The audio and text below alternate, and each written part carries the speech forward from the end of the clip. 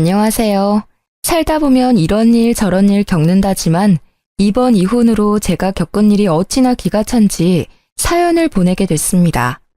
사실 저는 남편과 만나기 전에는 남자와 한 번도 사귀어 보지 못한 모태솔로였습니다. 혼자서 뭐든 할 수 있다는 장녀 특유의 책임감과 든든함이 이상하게도 남자를 사귀지 못하도록 막는 느낌이었습니다. 그러나 남편이 저희 회사에 입사하면서 저에게도 봄날이 찾아왔다고 생각했어요. 제가 연상에다가 남편보다 직급이 높았기 때문에 처음에는 남자로 느껴지지 않았습니다. 그렇지만 저에게 열정적인 남편과 끊임없이 구애하는 그 모습에 반해 결혼을 결심했어요. 연애 시에도 금전 부담은 제가 더 많이 했지만 제가 더 많이 벌고 있으니 괜찮다고 생각하기도 했고요. 지금 생각해보면 결혼을 준비할 때부터 위험한 요소는 많았습니다. 신혼집은 제가 가진 전셋집인데 예단 예물 모두 안 하기로 하고 들어간 거였거든요. 그런 불합리한 조건을 모두 허용할 만큼 저는 남편을 무척 좋아했습니다. 그렇지만 그만큼 사랑했는데 이혼을 하게 된 이유요? 딱 한 가지, 시모의 명품 사랑은 제가 이해하고 넘어갈 수준이 아니었거든요. 게다가 저를 ATM 취급하는 남편과 시모의 몰상식한 행동이 저를 한계로 내몰았어요. 그리고 그 시작은 저와 남편의 5번째 결혼 기념일이었습니다. 그날 아침에 별말 없던 남편이 문자로 연락이 왔습니다. 여보, 오늘 저녁에 백화점 들렸다 가자. 응? 갑자기 백화점은 왜? 왜긴 왜야. 맛있는 거나 먹고 쇼핑이나 하고 오자고. 좋아. 그렇지 않아도 오늘 맛있는 거 먹으러 갈 거라고 예상했어. 풀 메이크업 하고 오길 잘했네. 그치?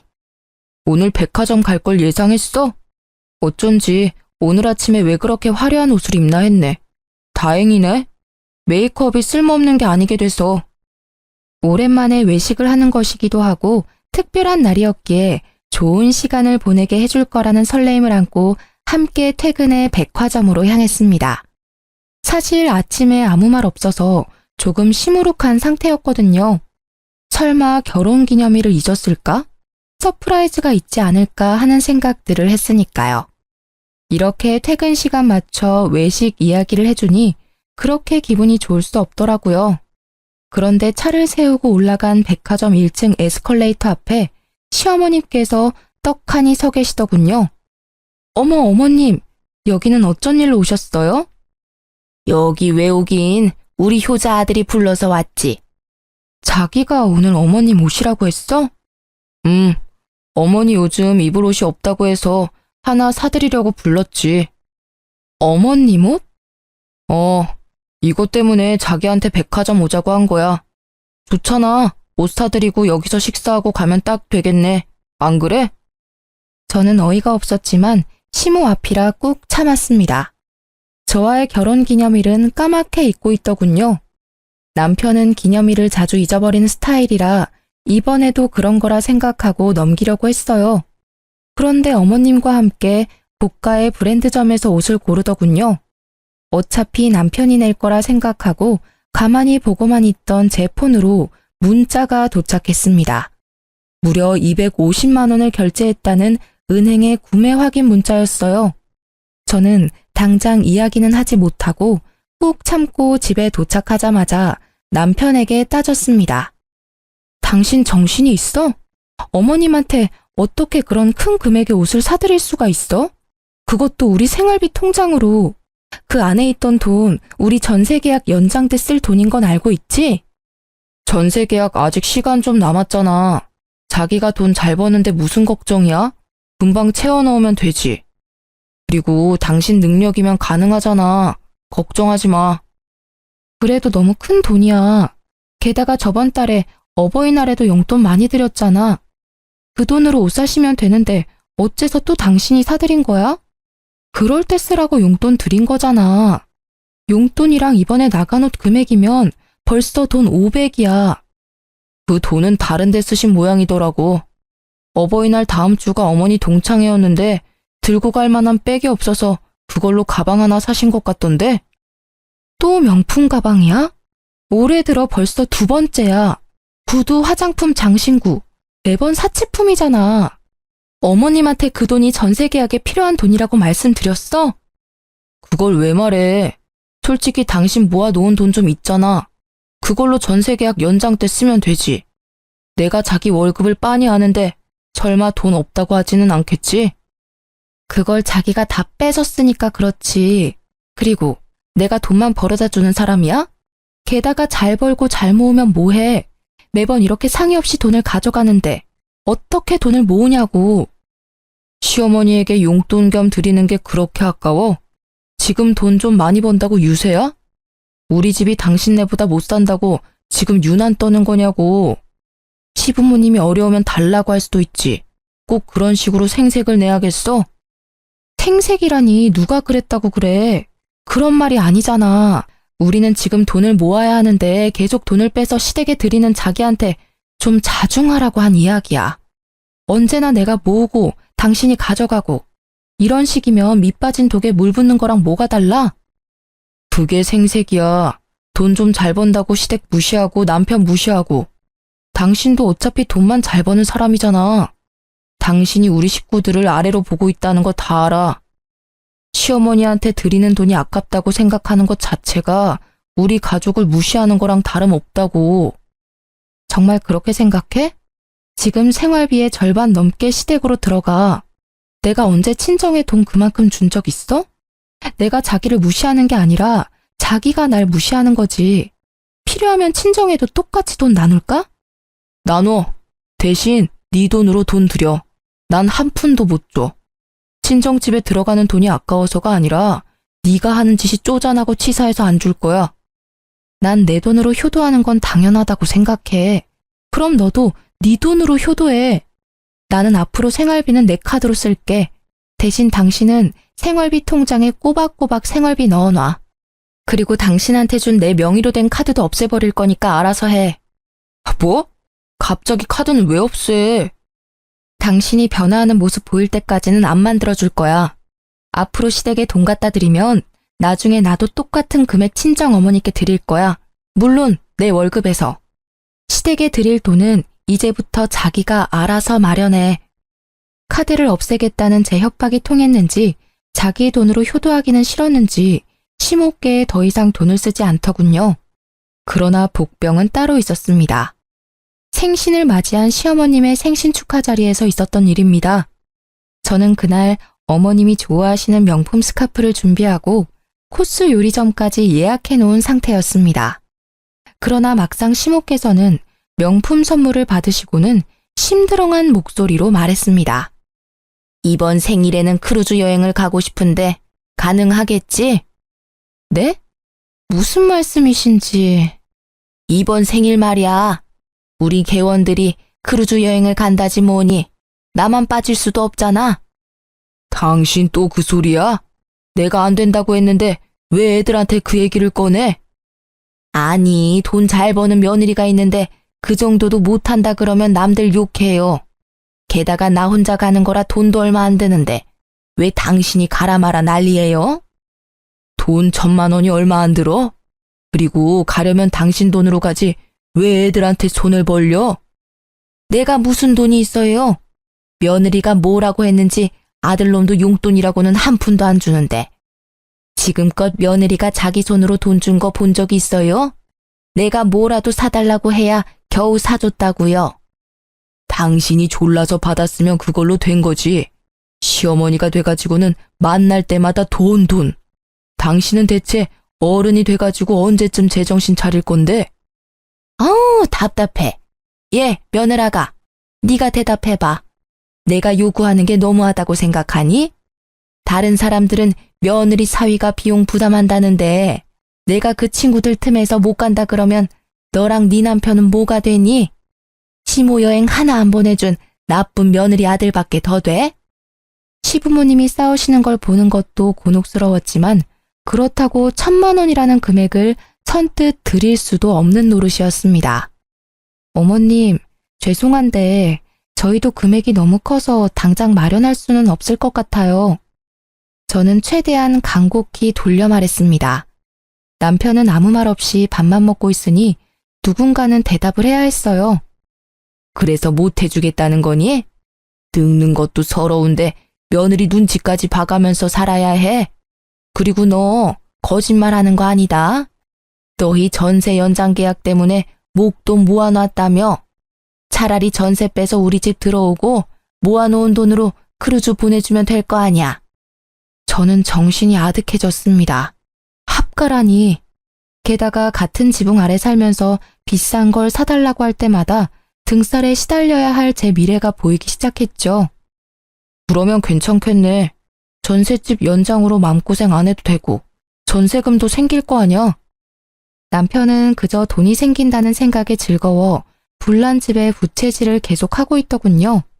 남의 속도 모르고 짓거려대는 그 입을 어찌나 막아버리고 싶던지. 죄송한데 저는 전세를 뺄 생각이 없어요, 어머님. 가뜩이나 야근도 많은데 괜히 신경만 쓰이실 거고 무엇보다 직장이 너무 멀어요. 만약 이쪽으로 옮기면 직장을 그만두고 다른 곳으로 옮겨야 할지도 몰라요. 서운하다 얘. 이러니까 매번 네가 식구가 아니라 남처럼 보이는 거야. 시부모님 공경할 줄도 모르고 따박따박 말대꾸나 할 줄 알지. 죄송한데 어머님, 지금 착용하고 계신 옷, 가방, 구두, 귀걸이, 그리고 지금 손에 들고 계신 스카프까지 모두 제 월급에서 빠져나간 것들이에요. 딸 같은 며느리까지는 못 돼도 충분히 성의는 보였다고 생각하고 있어요. 여기서 크루즈까지 해드리면 올해 저희 생활에 타격이 커요. 네가 해줬다고 생색이니? 시어머니한테 이렇게 대놓고 이야기할 정도면 어지간히도 우리를 무시하는 거지. 넌 너희 엄마한테도 이런 식으로 말대꾸하고 사람 무안 주고 그래? 저희 어머니는 금전이나 물건을 요구하신 적이 없으세요. 그래서 제가 더 해드리고 싶은데도 못 해드리고 있고요. 그리고 말대꾸가 아니라 간곡히 말씀드리는 거예요. 저희는 정말로 크루즈 경비에 내드릴 돈이 없어요. 기가 막혀서 너 지금 나를 돈이나 요구하는 천박한 사람이라고 생각해? 됐어. 니네가 해준대도 내가 싫어. 앞으로 우리 집에 오지 마라. 너희한테 줄 생수도 아까우니까.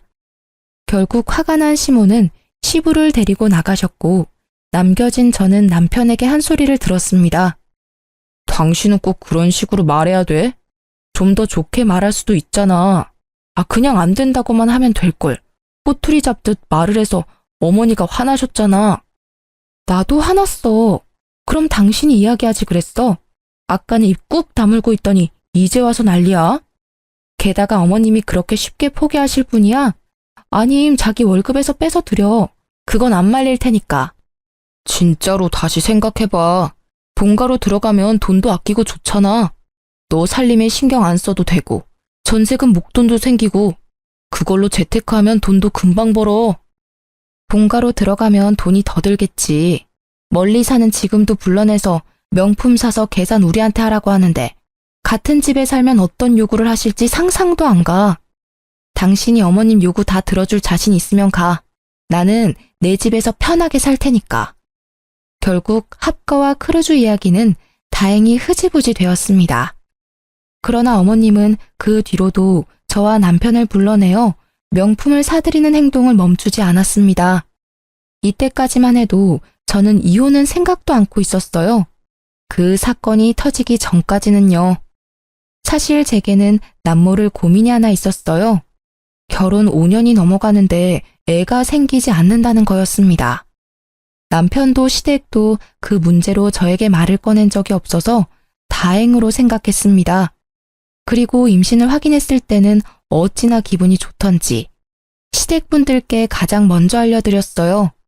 그리고 다음 달 어머니께서 갑자기 저희 집에 찾아오셨습니다. 소원해졌던 사이였기에 시모의 방문에 살짝 긴장했었어요. 그렇지만 집에 오신 어머님의 태도는 예전과는 정반대더군요. 예, 며느라가 이번 교통사고 때 다친 어깨가 아파서 한의원 들렀다 오는 길에 네 생각나서 보약 한 제 지었다. 임산부한테 좋다니 꾸준히 먹어. 다 먹고 나면 또 한 제 지어줄 테니 꼭 연락하고. 어머님, 감사합니다. 그런데 임신 중에는 약은 조심해야 한다고 의사 선생님께서 말씀하셨는데. 괜찮아. 이 약은 한의원에서 임산부의 기력을 보강하기 위한 약이라고 해서 일부러 지어온 거야. 그럼 임산부도 먹어도 되는 약이에요? 그래. 기력도 보해주고 아기 집도 튼튼하게 해준다고 해서 특별히 가져온 거니 잘 챙겨 먹어. 너 일이 많아서 걱정이다만 네가 잘 알아서 하리라 믿는다. 약은 아침, 점심, 저녁 3번씩 거르지 말고 꼬박꼬박 챙겨 먹거라. 네, 걱정 마세요. 어머님이 주신 약이니 꼭 잘 챙겨 먹을게요. 그 한약을 전해주는 어머님의 표정이 세상 다시 없을 만큼 온화해 보여서 저는 어머님도 손주를 기다려왔다고 생각했습니다. 그래서 꼭 이 아이를 지키겠다고 다짐했어요. 그런데 한약을 먹고 일주일 뒤부터 배가 살살 아프더니 피가 비치기 시작했습니다. 깜짝 놀란 저는 당장 산부인과를 달려갔습니다. 아기집 주위로 피고임이 좀 보입니다. 최대한 안정을 취하시고 매사에 주의를 하셔야 해요.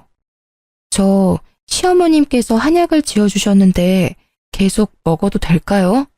임산부를 위한 보약이라고 해서 지금 먹고 있는데. 일단 복용 중지하시고요. 산모님은 몸이 약하시니 선물 받은 한약에 어떤 한약재가 들어갔는지 꼭 한의원 찾아가서 물어보셔야 해요. 그리고 웬만하면 임신 중에 한약은 안 드시는 게 좋아요. 의사 선생님의 말에 저는 한약을 먹지 않으려 했지만 이상하게도 남편은 그 약을 제가 꼭 먹는지를 확인하더군요. 그래서 어쩔 수 없이 약을 먹을 것처럼 따놓고는 몰래 버린 후 빈 껍질을 보여주는 식으로 무마했습니다. 사실 그때는 미안한 마음이 더 컸으니까요. 그 이후 피가 비치는 일은 없었습니다. 다행이라고 생각하던 중 제 뒷목을 잡게 만드는 일이 벌어졌습니다. 오늘 왜 일찍 오라고 한 거야? 일도 바쁜데 그냥 직장에서 이야기해도 되잖아. 당신 내 퇴직금 중간정산에 대해서 물어봤다며? 어? 아, 그거? 그냥 물어본 거야. 중간정산 되는 건지 궁금해서. 아니지. 당신 그렇게 물어본 거 아니잖아. 총무팀에 있던 애가 나한테 알려줬어. 당신 배우자 대신 퇴직금 정산할 수 있는지 물어봤다면서? 나 몰래 내 퇴직금 빼려고 그랬어?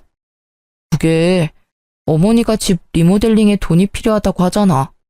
곧 있으면 동생 결혼하는데 집꼴이 말이 아니라고 난리를 치시는데 그럼 어떡해. 아들 된 도리로 좀 도와드려야지. 야, 너 그걸 말이라고 해? 시댁 싱크대 새로 갈아엎는다고 돈 가져간 게 1년도 안 됐어. 근데 무슨 리모델링? 게다가 어머님 댁 리모델링이면 당신 퇴직금으로 하면 되지. 왜 내 퇴직금으로 알아본 거야? 당신 퇴직금에 대해서는 묻지도 않았다던데. 당신 진짜 작작 좀 해라. 야, 너 지금 남편한테 야라고 했냐? 내가 어리고 돈 못 번다고 나한테 이제 막말하기로 마음먹은 거야? 그래. 서방님이 하늘 같은 마누라보다 돈 못 벌어서 이제는 대접도 안 해준다 이거지? 눈점 흐리지 마. 내가 화나서 말이 막 나온 건 미안하다고 생각해. 그치만 당신이 지금 하는 일들이 상식적이라고 생각해? 시댁 도움 드리는 거 며느리로서 당연하다고 생각은 하는데 이건 도가 지나치잖아. 그리고 당신 잊었어? 전세 계약 연장 곧 다음 달이라고. 그래서 뭐 어쩌라고. 당신이 이제까지 다 알아서 했으니 이번에도 알아서 하면 되잖아. 나 같은 돈 못 버는 남편한테 무슨 손을 벌리겠어. 안 그래? 남편이 돈 없는 거 티내기 싫어서 당신 퇴직금 한번 알아본 거 가지고 이렇게 사람을 무시하고 멸시하고.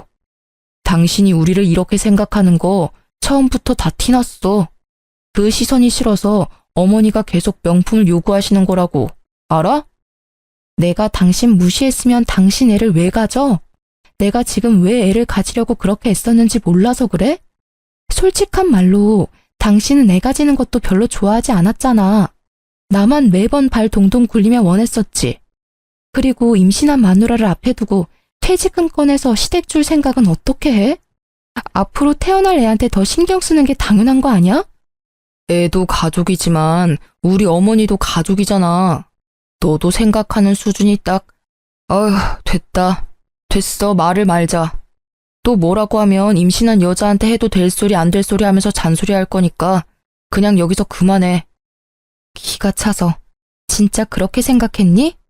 나와 내 아이가 당신한테 그 정도밖에 안 되는 게 정말 놀라울 정도야. 태교에 전념해도 모자랄 시간에 당신하고 신랑이 하는 것도 지친다.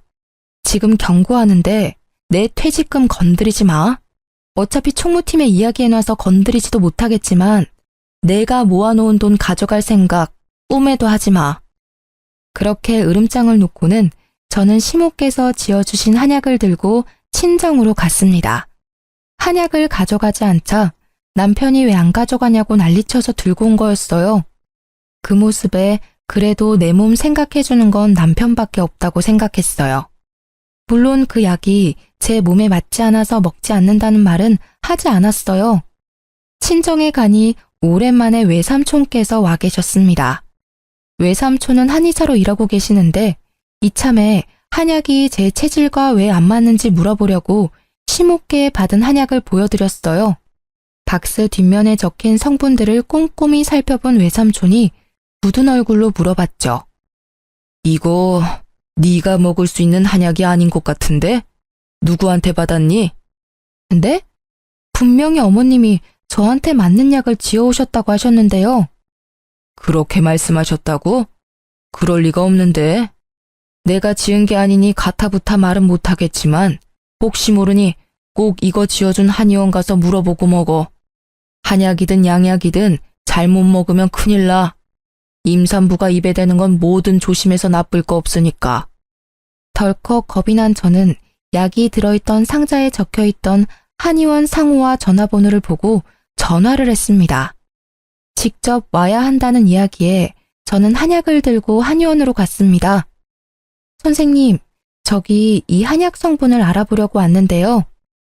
저희 한의원 한약이 맞네요. 혹시 언제 오셨나요? 제가 지은 게 아니라 저희 어머니께서 지어서 저 먹으라고 주셨어요. 어떤 성분인지만 알면 되는데. 한번 볼게요. 아, 그건 교통사고 환자분들 어혈 뺄 때 쓰는 약재예요. 네? 임산부들이 먹는 약이 아니고요? 네네, 이건 아니고요. 임산부들에게 처방하는 약재는 따로 있어요. 이 한약은 어혈을 제거해서 뭉쳐있는 피를 순환이 잘 되도록 만들어준다는 뜻이라서 자궁이나 임산부에게 맞는 한약재는 따로 있어요. 지을 때 미리 말씀드렸는데요. 진짜로 이걸 저희 어머니가 처방 받아가신 건가요? 네, 이날 아드님이랑 같이 오셨더라고요. 아드님이 효자이신가 봐요. 같이 오셔서 설명도 같이 듣고 계산도 하시던데요. 저는 분노와 배신감으로 치를 떨며 집으로 돌아왔습니다. 제 몸 상태에 전혀 맞지 않는 한약을 주신 시모와 그에 동조했을 남편. 저는 이해가 되지 않는 마음에 남편에게 물어보기로 했습니다. 뭐라도 말해줄 거라는 생각으로 남편의 퇴근 시간을 기다렸습니다. 뭐야, 왜 불도 안 켜놓고 집안에 귀신처럼 앉아있어? 당신, 이 한약 뭔지 알고 나한테 먹였지? 무슨 소리야. 그거 우리 엄마가 사다 주신 보약이잖아. 보약? 시침이 뗄래? 나 이 한의원 갔다 왔어. 무슨 약인지 다 듣고 왔다고. 나는 몰라. 엄마가 가서 처방받아온 약이라서. 그래서 무슨 약인데? 당신은 몰라? 말이 되는 소리를 해. 한의원에서 당신이 어머님이랑 같이 와서 설명 다 듣고 계산까지 해주고 갔다고 친절히 알려주던데 그래도 모른다? 대단하네. 어떻게 그런 말도 안 되는 짓을 저질러? 아니, 나는 진짜로 말렸어. 그런데 엄마가 그래도 따지고 보면 다 당신 좋으라고 한 일이야. 봐, 당신이 임신, 출산, 육아휴직이라도 들어가면 경력도 단절될 수도 있고 또 육아휴직 후에 복귀도 못할 수 있잖아. 그런 걱정하는 마음에 어머니가 그렇게 하자고 한 거야. 그게 어떻게 나를 위한 거야. 말이 되는 소리를 좀 해. 이해가 하나도 안 돼. 내가 못 벌면 당신이 벌면 되잖아. 우리 아이야. 어렵게 가진 아이라고. 그런데 그런 아이를 이렇게 쉽게... 정상이니? 나는 당신만큼 돈 많이 못 벌잖아. 게다가 직급도 당신보다 낮고. 여러모로 나보다는 자기가 일을 해야 생활이 돌아가니까 그래서 그런 거지. 정말로 다른 의도 같은 건 없어. 맹세할 수 있어. 다른 의도? 다른 의도라는 건 빨대 꽂을 사람 없어지는 걸 걱정하는 마음이라는 거겠지? 그런 식으로 말한 건 아니잖아. 막말로 육아가 얼마나 힘들어. 게다가 살림하면서 일하고 육아를 병행하는 게 얼마나 힘든지 여러 사람들한테 들어서 알잖아. 어떻게 당신한테 그런 일을 시켜? 그걸 나한테 다 시킬 생각이었어? 소름 돋는다, 진짜. 적어도 나한테 일을 시키고 싶으면 당신이 육아와 살림을 도맡아 한다고 그러지 그랬어. 그런 생각은 왜 못하는 거야? 아니, 그런 생각을 애초에 안 한 거겠지. 넌 편하게 돈이나 벌어다 줄 여자를 찾고 있었으니까. 아니야, 여보. 진짜로 아니야. 전부 어머니가 생각해낸 거야. 따지려면 내가 아니라 어머니한테 따져. 자신이 궁지에 몰리자 시모를 소환하는 남편을 보니 웃기지도 않았습니다. 그렇게 하면 자신이 저지른 짓이 없던 일이 될 거라고 믿었던 걸까요? 참으로 좁쌀 같은 그 마음과 다른 사람을 탓하는 못된 심보에 그나마 남아있던 정이 뚝 떨어지는 것을 느꼈습니다. 진심으로 눈앞의 남자가 하찮다는 생각이 들었습니다. 이런 남자와 결혼까지 한 내가 잠깐 정신이 나갔었나 하는 생각까지 들 정도였으니까요. 다 필요 없고 지금 당장 어머님 불러내서 밖에서 밥 먹으러 가. 갑자기 왜? 하라면 해. 직장에 와이프 돈이나 밝히는 천하의 몹쓸 놈이라고 소문나기 전에. 제 으름장에 남편은 시모께 전화를 걸었고 시모가 오기로 한 고급 요리집에 남편도 함께 보냈습니다. 그리고 저는 남편이 가는 걸 본 후 마대자루를 들고 시댁으로 향했습니다. 시모가 집에서 나오는 것을 확인한 저는 시댁으로 들어갔습니다. 아버님이 저의 방문을 보시더니 의아해하시면서도 문을 열어주셨습니다. 아가, 웬일이냐? 네 어머니 지금 집에 없는데? 괜찮아요, 아버님. 어머님 안 계시는 동안 잠깐 제가 맡아야 할 것들이 있어서요. 그렇게 말하고 저는 제 카드로 어머님께 사다 드린 명품들을 모두 마대자루에 넣었습니다. 가방, 구두, 옷, 액세서리까지. 넣다 보니 그간 내 돈으로 사들인 것들이 엄청 많더군요. 눈에 보이는 것만 집었는데도 이미 1년치 연봉이더라고요. 저는 한참 더 집을 뒤져 시모의 명품 컬렉션을 모두 마대자루에 담았습니다. 그리고 남편에게 전화해서 시댁으로 어머님 모시고 오라고 했습니다. 집에 들어온 제가 영문 모를 일들을 하고 있으니 시부께서 제게 묻더군요. 이게 다 무슨 일이냐? 혹시 아버님도 알고 계셨어요? 뭐를 말이냐? 산모가 먹으면 안 되는 한약을 일부러 어머님이 주셨어요. 교통사고 난 사람이 먹는 거라던데 한약 어머님 거 맞죠? 뭐? 그거 얼마 전에 교통사고 때문에 받아온 한약인데 왜 자기 거를 너한테 줘? 제 말을 듣던 시부께서는 눈을 동그랗게 뜨고는 반문하더군요. 아버님은 모르는 눈치였습니다. 그게 다행이라고 해야 할지 불행이라고 해야 할지 알고 계셨다면 아버님 선에서 멈춰주셨을 텐데 말이죠. 네가 뭘 잘못 알고 있는 걸 깨다. 그 옆엔 내가 아무리 노망이 들어도 그런 짓을. 그런데 사실이었어요. 이미 남편한테 다 들었거든요. 남편은 어머님이 다 시키신 일이래요. 제가 도대체 무슨 나쁜 짓을 저질렀길래 저한테 이런 일을 하시는 걸까요? 세상 천지에 어떤 시어머니가 그런 망측한 짓을 해요? 소리를 지르며 오열하는 제 모습에 시아버님도 어찌할 바를 모르고 있었습니다. 설마 진짜 그런 일을 저질렀을 거라고 생각지도 못하는 모습이셨어요. 제가 뭔가 오해를 하고 계신다고 생각하시는 시부의 모습이 참으로 딱해 보였습니다. 그때 도어락 문이 열리고 두 사람이 들어왔습니다. 시모께서 들어오시자마자 마대자루에 담긴 본인의 명품들을 보고 난리가 나시더군요. 어머, 얘, 이게 다 뭐야? 왜 집안 물건을 왜 꺼낸 거니? 게다가 이 귀한 것들을 왜 구겨서 자루에 넣은 거야? 세상에, 우리 애기들 몸에 스크래치 생기잖아. 분위기 파악 못하고 귀한 명품 애기들 상처 생길까 전전긍긍하는 시모를 보니 방황하던 마음에 확신이 섰습니다. 아, 이 집 구석은 안 되겠구나. 이혼이 답이구나 하고요. 어머님, 제가 정신적인 충격을 너무 많이 받아서 어머님께 위자료를 톡톡히 받아야겠어요. 그치만 줬다 뺏는 건 예의가 아니니까 이렇게 먼저 물어보려고 대충 보이는 것들만 넣어놨으니 이해해 주세요. 뭐? 미쳤어? 시애미한테 정신적인 충격? 위자료? 난 네가 무슨 말을 하는지 하나도 모르겠다, 얘. 저는 한약을 시모 앞에 툭 하고 던졌습니다. 모르세요? 이 한약이 어떤 한약인지 제가 알았는데도요. 한약? 아이, 그건... 제가 이 한약 지으신 한의원 가서 직접 물어봤다고 해도 모른 척 하실 건가요? 예, 네가 오해하는 거야. 나는 다 널 위해서 그런 거야. 애 키우면서 일하는 게 얼마나 힘든지 알잖아. 솔직히 우리는 손주 같은 건 크게 관심 없고 네 건강이 최고라서 그랬어. 그게 잘못이라면 잘못이겠지. 그래도 나는 잘못했다는 생각은 안 해. 다 널 위해서라니까. 그러세요? 그런데 어쩌죠? 저는 이미 알고 있는데요.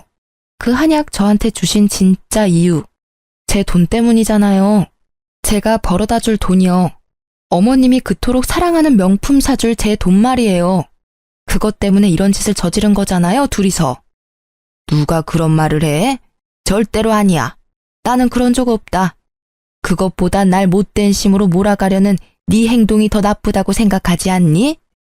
듣고 있던 시부께서 경악한 얼굴로 시모께 소리를 빽 지르셨습니다. 저도 언제나 점잖으신 시부의 그 모습에 깜짝 놀랐어요. 그만! 당신이 이번에는 무조건 잘못했어. 어떤 변명을 가져와도 당신이 한 짓은 용서받을 수 없는 짓이야. 옆에 내가 도대체 무슨 정신으로 사는 거야? 당신은 누구 편이야? 당신이 돈이나 잘 벌어왔으면 이런 일도 없지. 허구한 날 쥐꼬리 같은 월급으로 생색내던 게 누군데? 다 내 탓이라고? 당신 대신에 잘난 아들 덕 좀 보려는데 뭐가 잘못됐다고 이 난리들이야? 여태껏 그리 생각했어? 아휴, 내가 말을 말지. 내가 지난 40년 동안 이런 여자를 마누라라고 끼고 살았다니. 헛살았네, 헛살았어. 내가 당신한테 해주고 싶은 말이야. 나야말로 더 잘난 남자 만나서 호강할 수 있었는데 당신 만나서 쪽박 찬 거잖아. 결국 시부모님께서 한바탕 하시고 시부께서는 자리를 벗어나셨습니다. 이 명품들을 중고로 팔아 제게 뜯어낸 돈이라도 돌려받을 생각이었습니다만 상상 이상으로 어머님의 명품 사랑이 대단하시더군요. 어머님, 이 명품들은 제가 다 가져가도 되죠? 임신한 며느리 선물로 이 명품들 주신다면 이번에 불미스러운 일은 없었던 일로 해드릴게요. 괜찮죠? 그게 무슨 소리야? 그거랑 이거는 다르지. 그건 이미 내 거야. 그리고 임신한 며느리 선물로 누가 명품을 줘? 그래요? 곤란하네요. 저는 지금 저와 제 아이가 받은 정신적 충격 때문에 꼭 피해 보상을 받고 싶거든요. 저는 마대자루를 움켜쥐고 남편에게 말했습니다. 그럼 당신이 돈 내놔. 내 돈으로 어머님께 사드린 이 명품들 몽땅 합친 금액으로. 그러면 이 명품은 어머니께 돌려드릴게. 무슨 헛소리야. 그걸 왜 내가 내? 게다가 이거 다 얼마나 하는지 알아? 그 큰 돈을 달라고? 당신이 선물한 건데 이제 와서 뭘 돌려주고 말고 하는 거야. 있지. 선물이란 건 사랑하고 존경하고 좋아하는 마음으로 드리는 거야.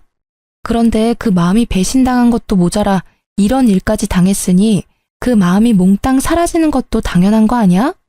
그래. 당신까지 안 된다면 그냥 다 없애버릴게. 안 돼. 안 된다. 얘 그냥 돈 줘버려. 내 가방 망가뜨리면 용서 안 해. 절대로 가만두지 않을 거야. 고작 가방의 히스테릭한 모습으로 소리를 지르는 시모의 모습에 저는 냉소가 터져나오는 것을 막으며 말했습니다. 어머님께서는 아직까지 중요한 게 뭔지 모르시네요. 고작 명품 때문에 이러시면 곤란하죠.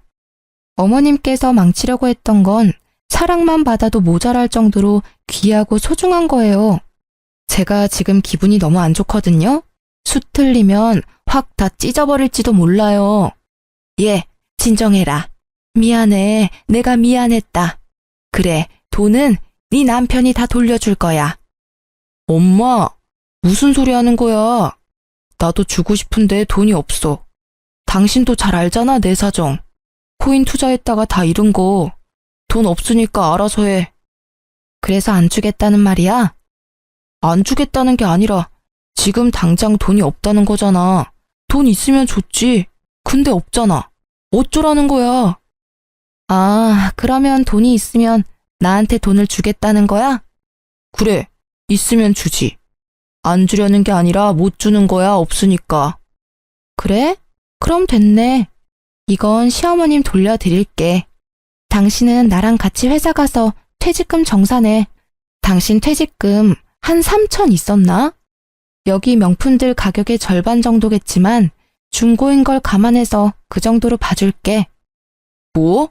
그건 절대로 안 돼. 퇴직금을 가져가다니. 그거 내 전 재산이야. 난 당신하고 이혼할 거야. 당신과 이혼 소송을 하면 누구한테 더 유리할지 알고 있어? 나야. 당신은 유책 배우자니까. 나는 당신이 합의 안 해줘도 상관없어. 당신이 그 퇴직금 안 주면 이혼 소송으로 당신 재산 다 가져오면 되니까.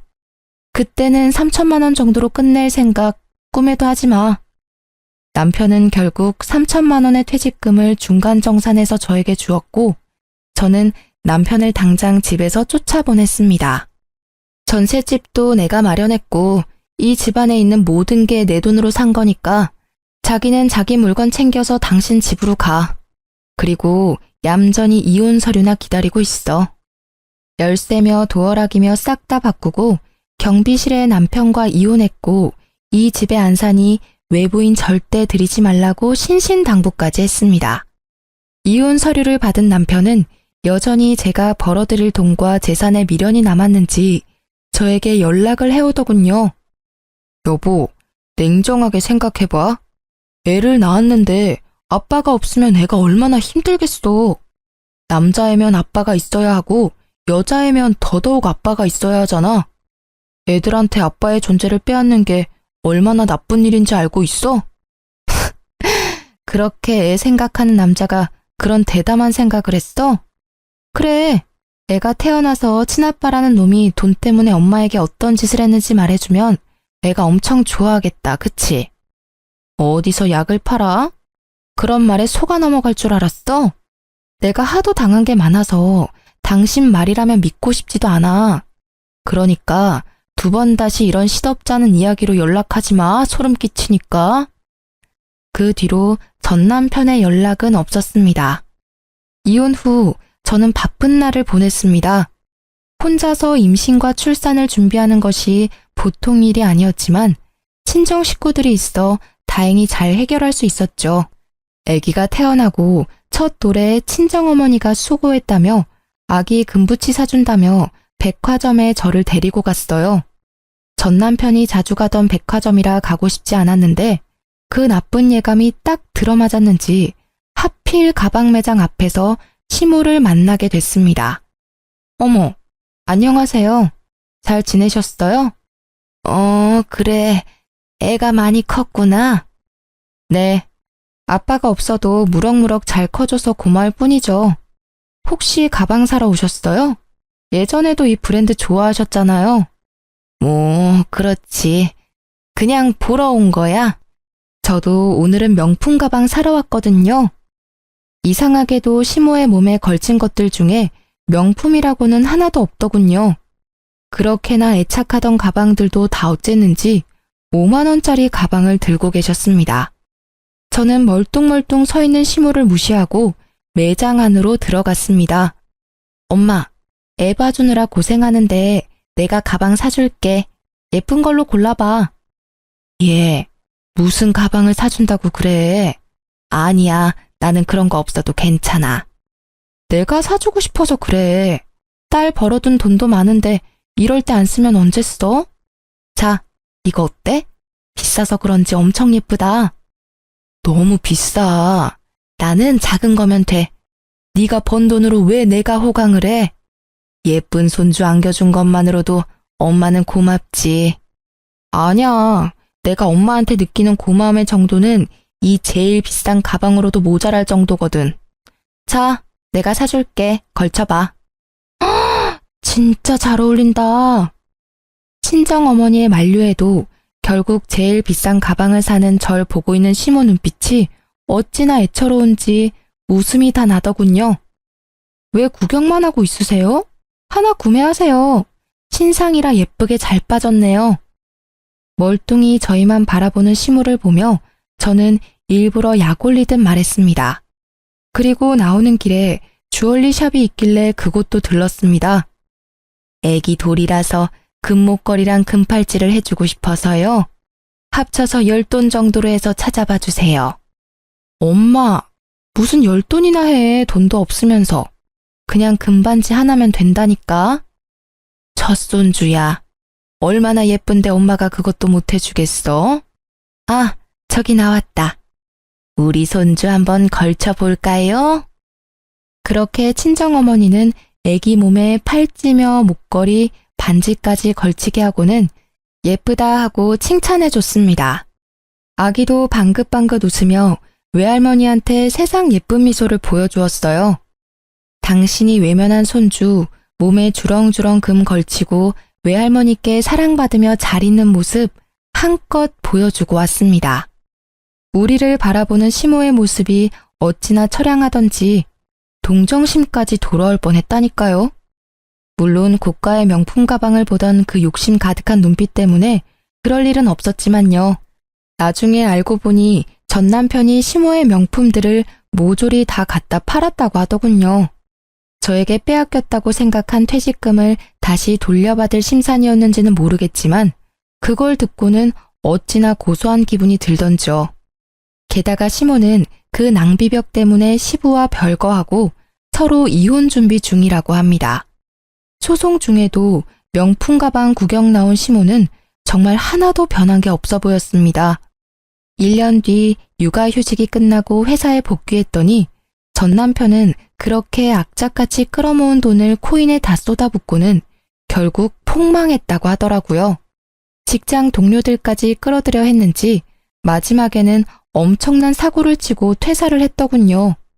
몇 번 제 전화로 연락이 오긴 했지만 받아주지 않았어요.